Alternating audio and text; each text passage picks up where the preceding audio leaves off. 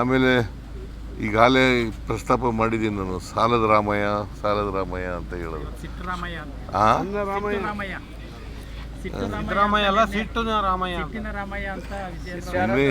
ಏನಾದ್ರು ಬಾಯಿ ಬಂದಾಗ ಮಾತಾಡ್ತಾರೆ. ನೋಡ್ರಿ, ಎಲ್ಲ ಅಭಿವೃದ್ಧಿ ರಾಷ್ಟ್ರಗಳು, ಎಲ್ಲ ರಾಜ್ಯಗಳು ಸಾಲ ಮಾಡಲೇಬೇಕು. ಸಾಲ ಮಾಡುವಾಗ ಮಿತಿ ಒಳಗಡೆ ಇರಬೇಕು. ಸಾಲ ಮಿತಿ ಒಳಗಡೆ ಇರಬೇಕು. ನಮ್ಮದು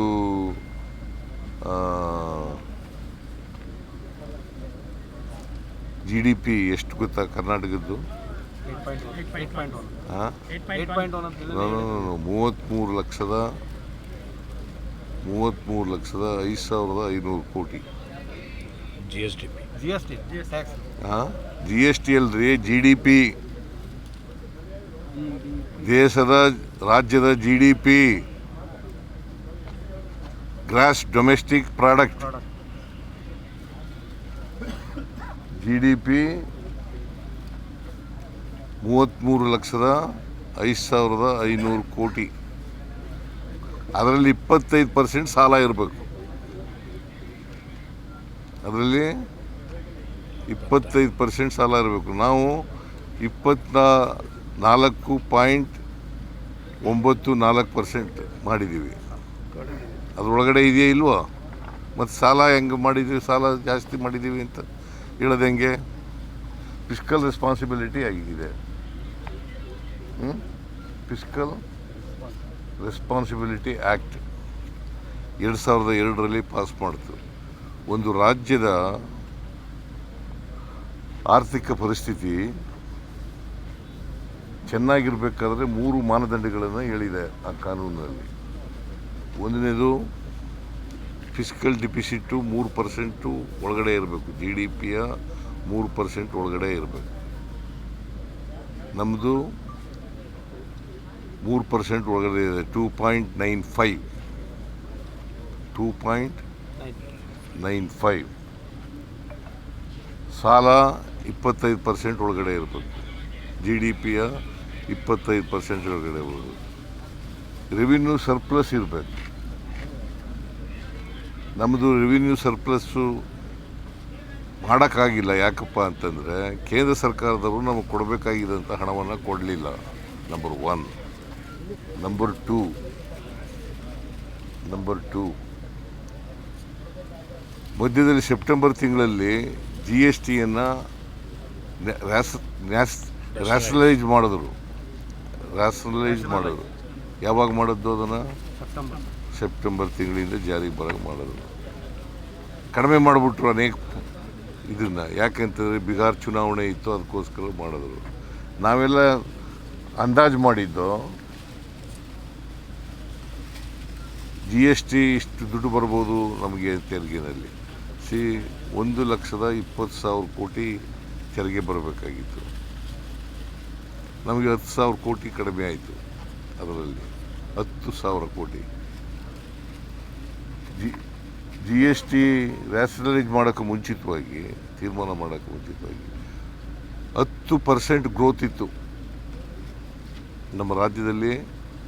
10% ಗ್ರೋತ್, GST ಗ್ರೋತು 10% ಗ್ರೋತ್ ಇತ್ತು.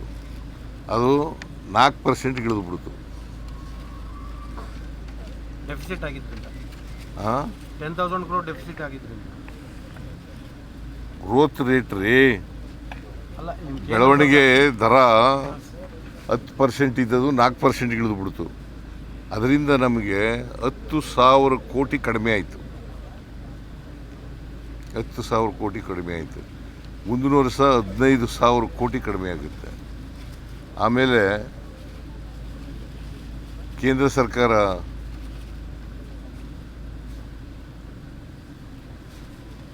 GST ನಮಗೆ ಕೊಡಬೇಕಾಗಿರ್ತಕ್ಕಂಥದ್ದನ್ನು ಕೊಡಲಿಲ್ಲ. ಸುಮಾರು 11,495 ಕೋಟಿ 11,495 ಕೋಟಿ ವಿಶೇಷ ಗ್ರ್ಯಾಂಟ್ಸ್ ಕೊಡ್ತೀವಿ ಅಂತಂದಿದ್ರು, ಅದು ಕೊಡಲಿಲ್ಲ. 15ನೇ ಹಣಕಾಸಿನ ಆಯೋಗದಲ್ಲಿ ತೆರಿಗೆ ಕಡಿಮೆ ಆಯಿತು ಅಂತೇಳಿ 11,495 ಕೋಟಿ ಕೊಡಲಿಲ್ಲ. ಆಮೇಲೆ ನಿರ್ಮಲಾ ಸೀತಾರಾಮನ್ ಅವರು ಬಜೆಟ್ನಲ್ಲಿ ಘೋಷಣೆ ಮಾಡಿದ್ದು ಅಪ್ಪರ್ ಭದ್ರಾ ಯೋಜನೆಗೆ 5,300 ಕೋಟಿ ಕೊಡ್ತೀವಿ ಅಂದ್ಬಿಟ್ಟು ಕೊಡಲಿಲ್ಲ. 2 ವರ್ಷ 3 ವರ್ಷ ಆಯಿತು. 3 ವರ್ಷದಿಂದ ₹1 ಕೊಡಲಿಲ್ಲ. ಇವೆಲ್ಲ ಕಾರಣಗಳಿಗೋಸ್ಕರ ರೆವಿನ್ಯೂ ಡಿಫಿಸಿಟ್ ಆಗಿದೆ ಹೊರತು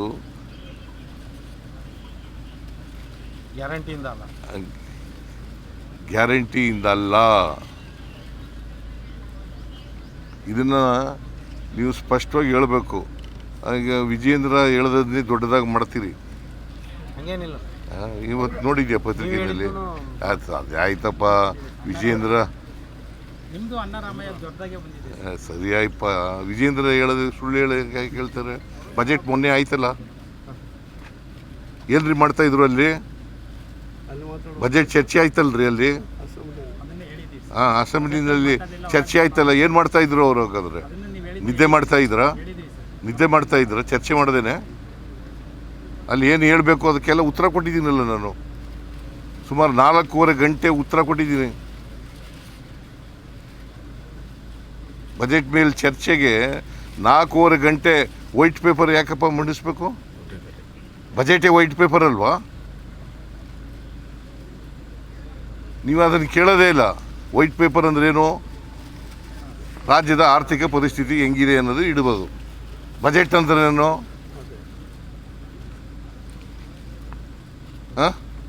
ಆಯಾ ವ್ಯಯ ಲೆಕ್ಕ ಇಡೋದು. ಸರಿ, ಬೊಮ್ಮಾಯಿ ಅವರು ಕೂಡ ನಿನ್ನೆ ನಿಮಗೆ ಸಾಲದ ದಾಖಲೆಗಳನ್ನು ಕೊಡಿ. ನೀವು 25% ಲೆಸ್ ದೆನ್ 25% ಇದೆ ಅಂತ ಹೇಳಿದ್ರಿ. 24.94 ಹೇಳಿದ್ರಿ ನೀವು. ಅದರದ್ದು ದಾಖಲೆ ಕೊಡಿ ಅಂತಾರ ಯಾರು? ಬೊಮ್ಮಾಯಿ ಅವರು. ದಾಖಲೆ ಬಜೆಟ್ ಅಸೆಂಬ್ಲಿನಲ್ಲೇ ಇಟ್ಟುವಲ್ಲಯ್ಯ. ತೆರಿಗೆ ನಾವು ಸಾಲ ಮಾಡಿದ್ದು ಅವ್ರು ಸಾಲ ಮಾಡಿದ್ದು ಎರಡನ್ನು ಕಂಪ್ಯಾರಿಸನ್ ಕೊಡ್ಲಿ ಅಂತ. ಹೌದು, ಕಂಪ್ಯಾರಿಸನ್ನೇ ಇಟ್ಟಿದ್ದು. ಬಜೆಟ್ ಮುಂದೆ ಅಸೆಂಬ್ಲಿನಲ್ಲಿ ಇಟ್ಟಿದ್ದೀನಿ. 5,30,000 ಕೋಟಿ ಅವರು ಸಾಲ ಮಾಡಿದ್ದದು. 50,000 ಕೋಟಿ ನಾವು ಮಾಡಿರೋದು. ಅವ್ರು ಯಾವುದೋ ಒಂದು ವರ್ಷದ್ದು ಹೇಳ್ತಾರೆ. ಅವರು 4 ವರ್ಷ ಇದ್ರಲ್ಲಪ್ಪ. ಸರಿ, ಗ್ಯಾರಂಟಿ ಯೋಜನೆಗಳಿಗೆ ನಮ್ಮ ವಿರೋಧ ಇಲ್ಲ ಅಂತ ಇದ್ದಾರೆ ಈಗ ಸದಾನಂದ ಗೌಡರು. ಗ್ಯಾರಂಟಿ ಯೋಜನೆಗಳಿಗೆ ನಮ್ಮ ವಿರೋಧ ಇಲ್ಲ, ಅದ್ರ ಹೆಸರಲ್ಲಿ ನುಂಗ್ತಾ ಇದಾರೆ, ಹಣ ನುಂಗ್ತಾ ಇದಾರೆ ಅಂತ ಇದ್ದಾರೆ. ನೇರವಾಗಿ ಅವ್ರಿಗೆ ಲೆಕ್ಕಕ್ಕೆ ಅವ್ರ ಅಕೌಂಟ್ಗೆ ಹಾಕ್ಬಿಡ್ತೀವಲ್ಲ. ಲಂಚ ಎಲ್ಲಿ ನಡೀತದೆ? ನೇರ ವರ್ಗಾವಣೆ. ಈಗ ಗೃಹಲಕ್ಷ್ಮಿ ಯೋಜನೆ ₹2,000 ಅವ್ರ ಅಕೌಂಟ್ಗೆ ಕೊಟ್ಬಿಡ್ತೀವಿ. ಲಂಚ ಹೆಂಗೆ ನಡೀತದೆ? 12 ತಿಂಗಳಲ್ಲಿ 2 ತಿಂಗಳು ಕೊಟ್ಟಿಲ್ಲ ಅಂತ ಅದು ಕೊಟ್ಟಿಲ್ಲ, ಕೊಡ್ತೀವಿ. ಸರ್, ಈಗ ಅಭಿವೃದ್ಧಿ ಯೋಜನೆಗಳಿಗಾಗಿ ಏನು ಗುತ್ತಿಗೆದಾರರಿಗೆ ಬಹಳಷ್ಟು ದುಡ್ಡು 26,000 ಕೋಟಿ ಬಾಕಿ. ಅದಾಯ್ತು ರೀ, 28,000 ಕೋಟಿ ಅವರು ಎಷ್ಟು ಬಿಟ್ಬಿಟ್ಟು ಹೋಗಿದ್ರು ಗೊತ್ತಾ? 29,000 ಕೋಟಿ ಅವ್ರು ಬಾಕಿ ಬಿಟ್ಬಿಟ್ಟು ಹೋಗಿದ್ದು. 29,000 ಕೋಟಿ, ಅದರಲ್ಲಿ 24,000 ಕೋಟಿ ತೀರಿಸಿದ್ದೀವಿ. ನೀವು ತಿಳ್ಕೊಳ್ಳಲ್ಲ, ಏನು ಕೇಳಲ್ಲ ಅವ್ರಿಗೆ. ಅವ್ರು ಹೇಳಿದ್ದೇ ಲೆಕ್ಕ ಅಲ್ಲಿ ನಿಮಗೆ. ಈಗ ನಾನು ಹೇಳ್ತಾ ಇರೋದು ಅಸೆಂಬ್ಲಿನಲ್ಲಿ ಉತ್ತರ ಕೊಟ್ಟಿರ್ತಕ್ಕಂಥದ್ದು. ಇಲ್ಲಿ ಬೇರೆ ಕಡೆ ಕೊಟ್ಟಿಲ್ಲ, ಅಸೆಂಬ್ಲಿನಲ್ಲಿ ಉತ್ತರ ಕೊಟ್ಟಿರೋದು ಅವ್ರ ಎದುರುಗಡೆನೆ ವಿತ್ ಡಾಕ್ಯುಮೆಂಟ್ಸ್. ಸುಮ್ಮನೆ ಅವ್ರು ಏನೋ ಹೇಳ್ತಾರೆ, ನೀವು ಅದನ್ನೇ ಕೇಳ್ತೀವಿ. ಏನು ಮಾಡೋಕ್ಕಾಗುತ್ತೆ ನಾವು? ಸರ್, ಯುದ್ಧದ ಪರಿಸ್ಥಿತಿ ಇದೇ ರೀತಿ ಮುಂದುವರೆದ್ರೆ ಬಹಳಷ್ಟು ಜನಜೀವನ ಅಸ್ತವ್ಯಸ್ತ ಆಗೋ ಸಾಧ್ಯತೆ ಇದೆ. ಯಾವುದು? ಇರಾನ್ ಮೇಲೆ ಯುದ್ಧ ಸರ್. ಇರಾನ್ ಯುದ್ಧ ಅದಕ್ಕಂತೇಳಿ ಯದ್ವಾತದ್ದು ಬೆಲೆ ಏರ್ಸಕ್ಕೆ ಅಂತ ಇದೆಯಾ? ಅಲ್ಲ ಸರ್, ಅದಕ್ಕೆ ತಮ್ಮ ಸಿದ್ಧತೆ ಹೇಗಿದೆ ಅಂತ ಸರ್ಕಾರ? ನಮ್ದಲ್ರಿ, ಕೇಂದ್ರ ಸರ್ಕಾರ ಮಾಡಿರೋದು ಇದು. ರಾಜ್ಯದ್ದು ಏನಾದರೂ? ರಾಜ್ಯದ್ದೇನಿಲ್ಲ. ಅವ್ರಿಗೆ ಕೊಟ್ಟರೆ ನಾವು ವಿತರಣೆ ಮಾಡ್ತೀವಿ ಅಷ್ಟೇ. ವಿತರಣೆ ಮಾಡೋದಷ್ಟೇ ನಮ್ಮ ಕೆಲಸ. ಪೆಟ್ರೋಲಿಯಂ ಪ್ರಾಡಕ್ಟ್ಸ್ನ ಯಾರು ಮಾಡೋರು? ಸೆಂಟ್ರಲ್ ಗೌರ್ಮೆಂಟ್ ಅಲ್ವಾ? ಮೊನ್ನೆ ಅವರು ₹10 ಟ್ಯಾಕ್ಸ್ನ ತೆಗೆದ್ರು ಸರ್. ಆ ಥರ ನೀವೇನಾದರೂ ಟ್ಯಾಕ್ಸ್ ತೆಗಿತೀರಾ ಅಂತ? ಯಾರು? ಈಗ ಇವರು ಪೆಟ್ರೋಲ್ ಮೇಲೆ ತೈಲದ ಮೇಲಿಂದ ತೆಗೆದ್ರು. ಕೇಳ್ರಿ, ಇಲ್ಲಿ ತೈಲ ನಾವು ಬೆಲೆ ಇದೆಯಲ್ಲ, ಇಲ್ಲಿ ಪಕ್ಕದ ರಾಜ್ಯಗಳಿಗೆಲ್ಲ ಹೋಲಿಕೆ ಮಾಡಿ ನಮಗೆ ಅದಕ್ಕಿಂತ ಕಡಿಮೆ ಪಕ್ಕದ ರಾಜ್ಯಗಳಿಗಿಂತ ತಮಿಳುನಾಡಿಗಿಂತ ಕಡಿಮೆ ಇದೆ, ಮಹಾರಾಷ್ಟ್ರಕ್ಕಿಂತ ಕಡಿಮೆ ಇದೆ, ಕೇರಳಕ್ಕಿಂತ ಕಡಿಮೆ ಇದೆ, ಆಂಧ್ರ ಪ್ರದೇಶಕ್ಕಿಂತ ಕಡಿಮೆ ಇದೆ. ಹಾಗಾದ್ರೆ ಏನಾಗ್ತದೆ, ಯದ್ವಾತದ್ದು ಕಮ್ಮಿ ಇದ್ಬಿಟ್ರೆ ಅಲ್ಲಿ ನಮ್ಮ ರಾಜ್ಯದಲ್ಲಿ ಬರೋದೇ ಇಲ್ಲ, ತೆರಿಗೆ ಬರೋದೇ ಇಲ್ಲ. ಆಮೇಲೆ ಅದಕ್ಕೋಸ್ಕರ ಪಕ್ಕದ ರಾಜ್ಯಗಳಿಗೆ ಹೋಲಿಕೆ ಮಾಡ್ಕೊಂಡು ಅದಕ್ಕಿಂತ ಕಡಿಮೆ, ಸ್ವಲ್ಪ ಕಡಿಮೆ ಇಡಬೇಕು. ಬಗ್ಗೆ ಒಂಚೂರು ಅಸಮಾಧಾನ ಶುರುವಾಗಿದೆ. ಯಾರು ಒಳ ಮೀಸಲಾತಿಗೆ ನಾವು ಬದ್ಧವಾಗಿದ್ದೀವಿ, ಸರ್ಕಾರ ಬದ್ಧವಾಗಿದೆ.